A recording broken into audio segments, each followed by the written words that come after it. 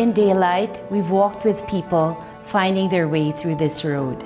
At night, you held the lamp that lit the way. Together, for the last 30 years, we have taken on different roles to help build this nation through education.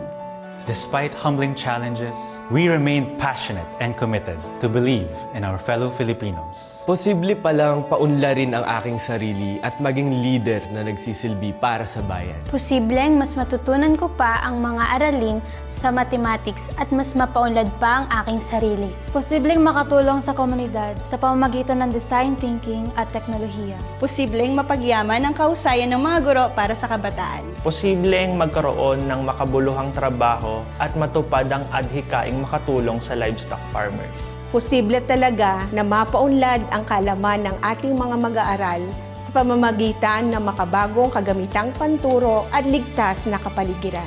Posibleng makahuman og eskwela ang akong mga anak bisag usa ko ka magbabaol.